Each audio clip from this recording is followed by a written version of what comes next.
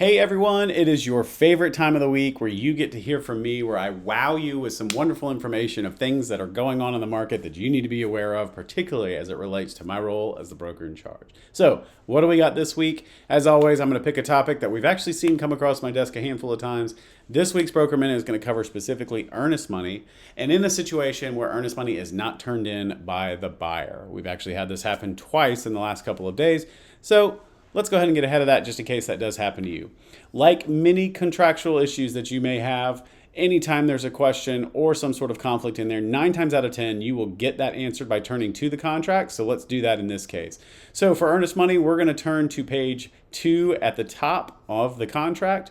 And in the last part of the paragraph here, I'll actually zoom this in a little bit, probably make it a little easier to read. It basically says here, if the earnest money is not delivered by the agreed upon date, the seller may terminate the contract by delivering notice of termination to the buyer.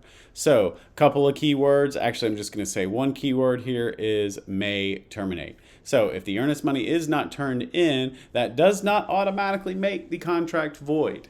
It just gives the seller the option, and it's actually only one of 2 options they have throughout the contract to unilaterally terminate.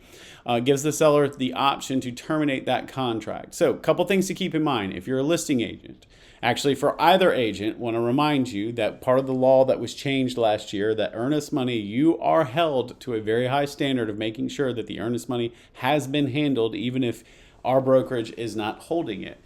So you are going to be held responsible to making sure you're following up. So from a listing agent standpoint, if you know that the earnest money was due today, I would be following up the day before to make sure that happens. And in the event that it has not been turned in, then you need to inform your seller of that so they can then have the option to decide whether or not they want to move forward with the contract.